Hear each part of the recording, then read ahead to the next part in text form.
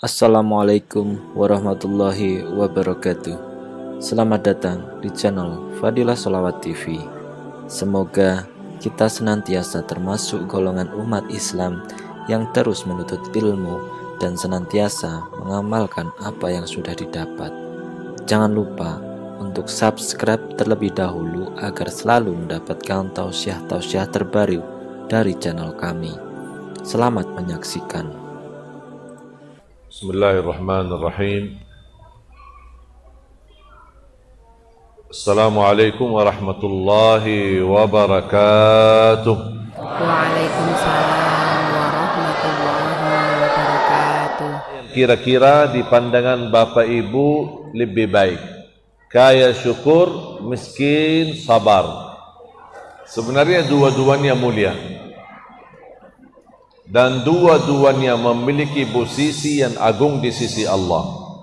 Bisa jadi satu saat yang kaya bersyukur lebih baik, bisa jadi satu saat yang sabar miskin dan sabar lebih baik.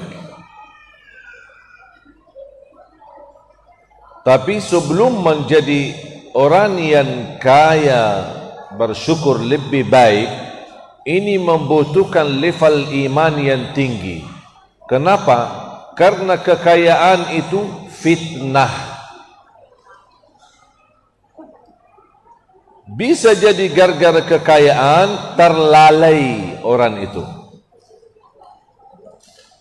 Tapi kalau kemiskinan tidak melalaikan, justru membuat kita tergantung dengan Allah Subhanahu wa taala. Makanya Allah yang paling Allah tidak suka miskin sombong. Kalau kaya sombong masuk, wajar ya, kaya sombong. Miskin sombong berat ini. Apa yang mau disombongin? Tidak punya apa-apa.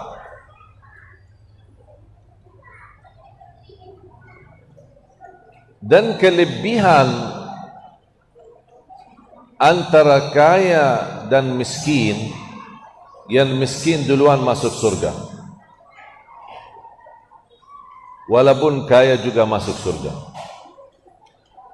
Kenapa miskin lebih duluan masuk surga?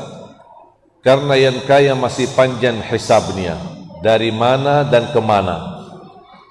Kalau yang miskin, apa yang mau dihisab? Tidak punya apa-apa. Paling dihisab soal ibadah, soal harta dah punya. Bahkan disebutkan di dalam riwayat Imam Ahmad dalam musnadnya, orang miskin lebih duluan masuk surga 500 tahun sebelum orang kaya. Jarak antara mereka. Dan harta, beban harta, Allah akan tanya dua hal. Dari mana dan kemana?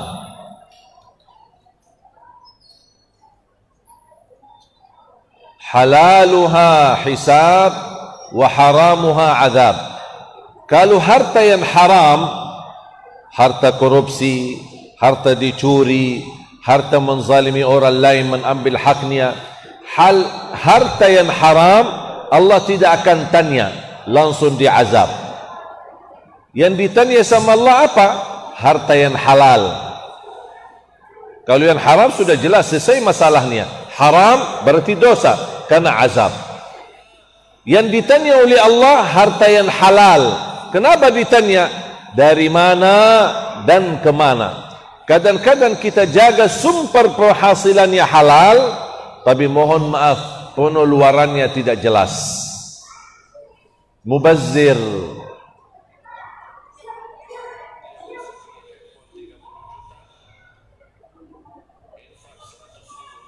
Dia bisa beli handphone 30 juta, infak 100 ribu untuk bangun masjid.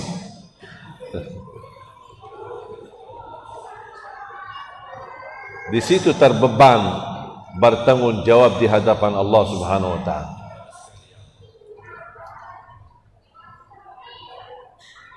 Bapak Ibu jamaah sekalian, 5 hadiah. Barang siapa yang duduk di masjid mempelajari Al-Quran dan tadarus Al-Quran, mereka akan mendapatkan 5 hadiah.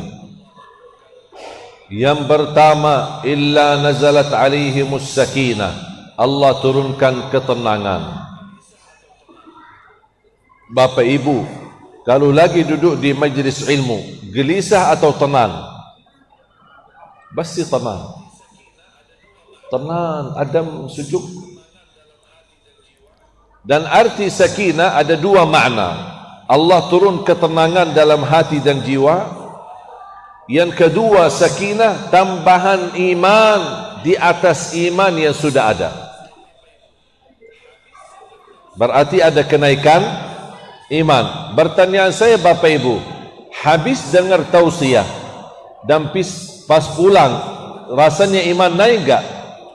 Naik imannya. Bahkan semangat beribadah. Tapi 2 hari, 3 hari, seminggu hilang lagi. Kembali lagi malas. Betul? Makanya sering datangi majlis ilmu supaya bisa menambahkan iman. Huwallazi anzala as-sakinata fi qulubil mu'minina liyazdadu imanan ma'a imanihim. Allah menambahkan iman di hati mereka di atas iman yang sudah ada, menjadi kenaikan iman, bertambahan iman. Ini yang sakinah, hadiah pertama. Yang kedua, wa ghasyiyatuhumur rahmah, Allah turunkan rahmat. Majlis ilmu selalu disertaikan rahmat dari Allah Subhanahu wa ta'ala. Makanya yang ingin selalu mendapatkan rahmat Allah dan kedatangan rahmat, mengundang rahmat, ada 2 hal yang mendatangkan rahmat. Majlis ilmu dan salawat kepada Nabi Muhammad sallallahu alaihi wasallam. Man shalla alayya wahidah sallallahu alaihi bi 10. Rasulullah SAW bersabda, barang siapa yang salawat kepadaku 1 kali, Allah balas dengan 10 kali rahmat. Di dalam pandemi ini, wabah dan musibah yang kita hadapi, tingkatkan banyak salawat. Karena salawat mendatangkan rahmat. 1 kali saja salawat, 10 kali rahmat. Apalagi kalau 100 kali salawat, 1000 rahmat, dan seterusnya 10 kali lipat. Dan rahmat Allah bisa diundang dengan salawat. Yang kedua, mendatangkan rahmat adalah majlis ilmu. Yang ketiga, wahaffathumul malaika. Menurut hadis ini dipastikan malaika hadir di majlis ilmu.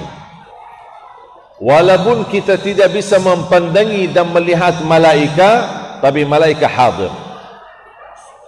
Kenapa malaika hadir?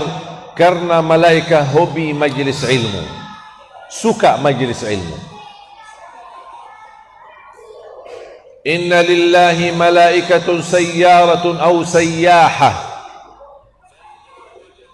yabhathuna an hilaqil ilmi wa hilaqil dhikr, fa idza wajadu halaqatan qalu halummu ila hajatikum halummu ila bughyatikum. Rasulullah SAW menggambarkan di hadis yang diriwayatkan Imam Ahmad dalam musnadnya, Allah Subhanahu wa ta'ala memiliki malaika yang tugasnya jalan-jalan.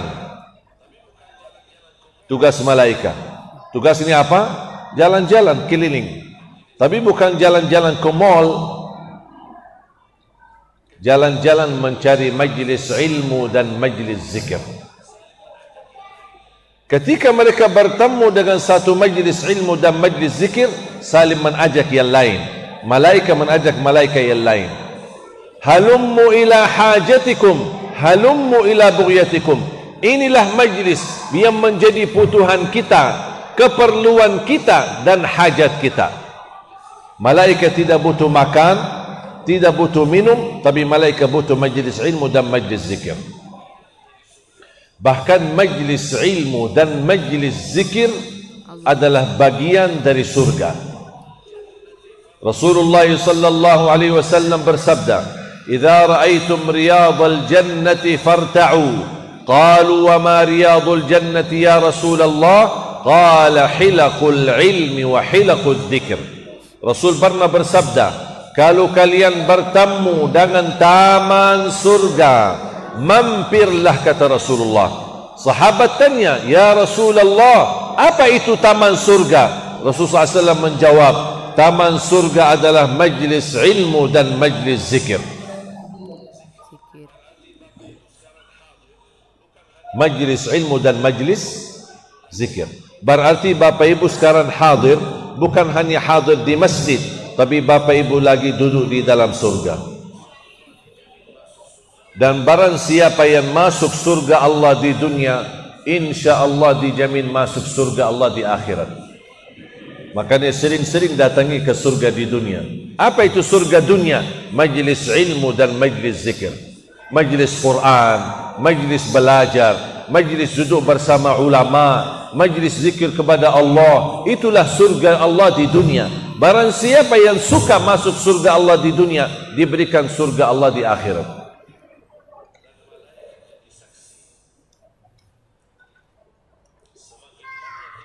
Dan malaikat jadi saksi. Semakin banyak kita datangi majlis ilmu, dan mohon maaf Bapak Ibu, majlis ilmu tidak harus di masjid. Bisa kita adakan majlis ilmu di rumah. Majlis ilmu tidak harus mengundang orang luar. Majlis ilmu boleh suami, istri dan anak. Buka kitab agama, buka ayat Quran sama tafsirnya atau terjemahannya, walaupun baca satu ayat sama artinya dan memberikan pesan-pesan ilmu, itu sudah namanya majlis ilmu yang dihadirkan oleh malaikat. Malaikat hadir, suka. Makanya biasakan diri untuk membuat majlis ilmu di rumah, walaupun hanya antara suami, istri dan anak, walaupun baca satu ayat dan satu hadis.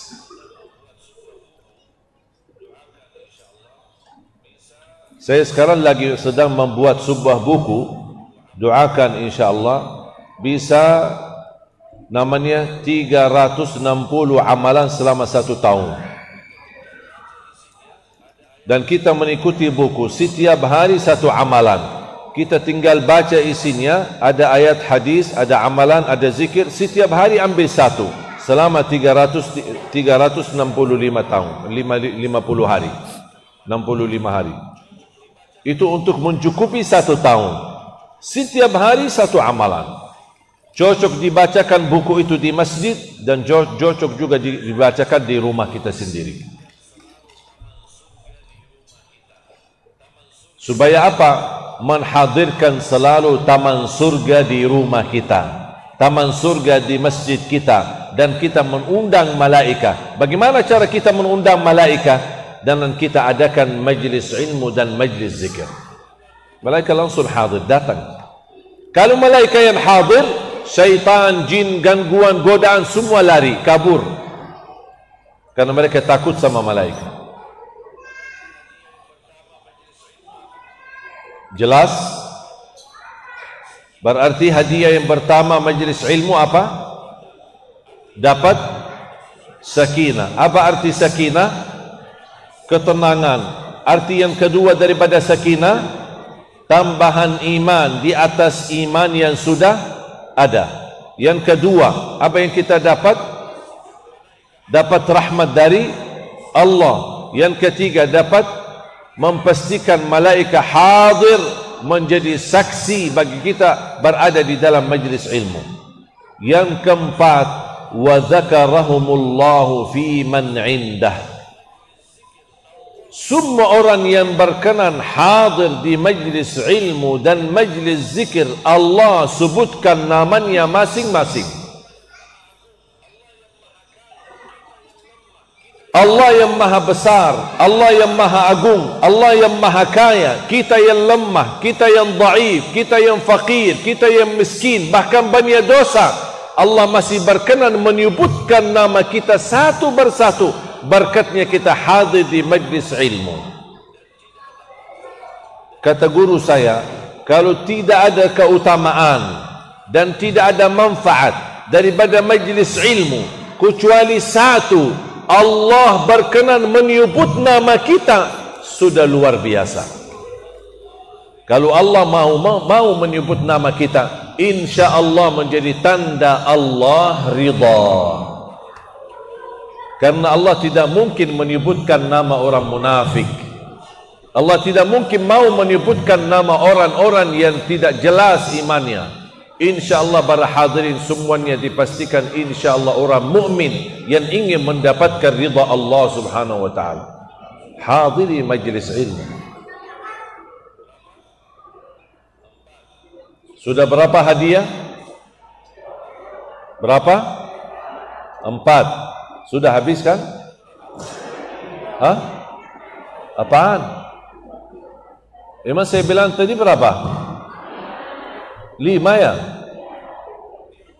Oh ya, 5. Di ujung majlis, kan tadi saya sebutkan malaikat hadir kan? Apa tugas malaikat? Kenapa malaikat hadir di majlis ilmu? Buat apa? Begitu selesai majlis ilmu, malaikat bertemu dengan Allah dan buat laporan. Ada sebuah hadis yang sangat luar biasa indah. Hadisnya cukup panjang. Inna lillahi malaikatun sayyaratun aw sayyaha yabhathuna an hilaqil ilmi wa hilaqil dhikr. Fa idza wajadu halaqatan qalu halummu ila hajatikum halummu ila bughyatikum. Fa idza sa'adu ila as-sama'i qala Allahu lahum min ayna ataytum qalat al malaika atayna min ibadik qala ma yaf'alu ibad. Hadisnya panjang. Saya langsung terjemahannya dan memberikan intinya. Kalau mungkin saya baca hadisnya mungkin sampai asar belum selesai. Tapi saya ambil inti daripada hadis itu. Malaikat yang hadir di majlis ilmu kemudian kembali bertemu dengan Allah subhanahu wa ta'ala. Mereka membuat laporan. Allah tanya sama malaikat, kalian dari mana? Malaikat menjawab, Allah maha tahu.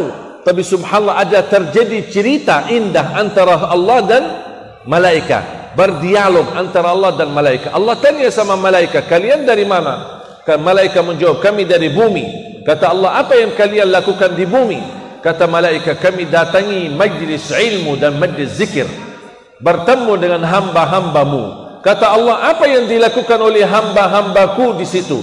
Kata malaikat, mereka menyebutkan namamu ya Allah, mengagungkanmu ya Allah, mencintaimu ya Allah. Kata Allah kepada malaikat, apakah ada di antara mereka yang pernah melihatku? Ada yang pernah lihat Allah? Ada yang pernah lihat Allah? Kata malaikat, ya Allah, belum ada yang pernah melihatmu. Kata Allah, ini mereka aja belum lihatku, mau mengagungkanku, membesarkanku, memuliakanku, mencintai kepadaku. Wahai malaikatku, bagaimana kalau mereka melihatku? Kita aja belum lihat, betapa luar biasa merindukan Allah, betapa luar biasa ingin bertemu dengan Allah, mengagungkan Allah, la ilaha illallah. Dan kita terus memuji Allah sedangkan kita belum ketemu. Kata Allah, wahai malaikatku, bagaimana kalau mereka bertemu dan melihatku? Kata malaikat, pasti akan lebih dahsyat keagungannya kepadamu, kebesarannya dan kemuliaannya kepadamu yang diucapkan oleh mereka. Sampai Allah tanya, apa yang diharapkan oleh mereka hamba-hambaku yang ada di majlis? Kata malaikat, mereka hambamu memohon surga. Mau enggak surga Bapak Ibu? Kata Allah sama malaikat, apakah mereka pernah melihat surgaku? Belum. Kata malaikat, belum ada ya Allah. Kata Allah, mereka belum lihat surgaku, begitu luar biasa memohon surga. Bagaimana kalau mereka melihat surgaku? Kata malaikat, pasti akan lebih tinggi permohonannya dan lebih harap memohon surgamu ya Allah. Kita aja belum lihat surga, memohon surga, merindukan surga, beringinan bertemu dengan Rasulullah di dalam surga, berkumpul dengan keluarga dalam surga. Ya Allah. Ada seorang ulama, tolong Bapak, wahai ulama, wahai guru, tolong jelaskan keindahan surga. Dia membuat kami bisa merindukan. Tolong jelaskan, apa sih surga ini? Isinya apa? Keindahannya seperti apa? Keagungan dan kenikmatan yang ada di dalamnya apa? Apa kata ulama itu? Cukup keindahan surga, di dalamnya ada Rasulullah. Sudah cukup. Tak perlu yang lain. Cukup keindahan surga ada Muhammad sallallahu alaihi wasallam. Itu sudah cukup. Tak usah panjang lebar. Bayangkan Bapak Ibu jamaah sekalian. Amin. Mudah-mudahan kita bertemu di dalam surga insyaallah. Nanti saya tutup pintu Bapak Ibu. Ayo Bapak Ibu, kita jalan-jalan dalam surga. Pasirnya za'faran, batunya berlian, harumannya misk. Tak ada pasir, tak ada kotor. Makanannya sesuai selera hawa nafsunya. Mimpi apa? Ayam bakar, turunlah ayam bakar. Tak perlu minta, hanya mimpi saja. Begitu bangun sudah ada apa yang kita mimpikan. Semua segala macam makanan. Ambil apel dari pohon surga, makan, dan semakin sekali makan semakin tambah manis. Yang kedua digigit tambah manis lagi, digigit lagi tambah manis lagi. Begitu habis kembali utuh. Subhanallah. Tapi semua kenikmatan tidak bisa dibandingkan kalau kita bersama-sama. Yuk kita ziarah dan silaturahim Nabi Muhammad. Allah. Ibu-ibu mau kemana? Mau ketemu Siti Khadijah. Saya ingin ketemu Siti Khadijah, Siti Aisyah. Masya Allah. Mohon maaf Bapak Ibu, kalau pas hari libur kita ajak keluarga jalan-jalan sekalian silaturahim kepada ulama atau guru yang ada di daerah manapun, atau kita ikut haul, kira-kira bangga enggak? Bahagia enggak? Kita senang.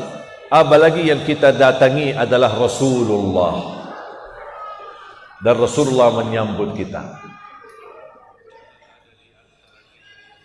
Ya Allah, aku mohon jangan ada di antara kita yang terhalang bertemu Nabi Muhammad sallallahu alaihi wasallam. Nabi Muhammad begitu selesai hisab, dia tidak berkenan masuk surga. Kenapa? Karena menunggu berkumpulan umatnya. Nabi Muhammad tunggu di depan pintu surga. Umatku, umatku. Bagaimana Nabi Muhammad bisa tandai umatnya? Cahaya wudu dan cahaya salat.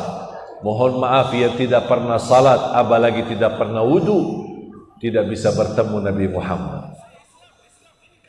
Karena tidak ada tanda. Tak perlu, Muhammad, Nabi Muhammad, saya Islam, Islam. Ini kan KTP saya Islam. Tak perlu, tak laku KTP-nya di sana. Tak berlaku. Yang berlaku cahaya wudu dan cahaya salat. Begitu ada cahaya wudu dan salat, Nabi, ini umatku, sini umatku, dipanggil. Buat apa? Rasul mau bagikan minum air. Sekali minum langsung dari tangan Nabi Muhammad sallallahu alaihi wasallam. Satu kali minum, tidak perlu banyak dan tidak perlu lama. Satu kali minum dari tangan Nabi Muhammad, selama-lamanya tidak akan haus, tidak akan butuh air lagi. Allahu Akbar. Allahumma salli ala Sayyidina Muhammad wa ala ali Sayyidina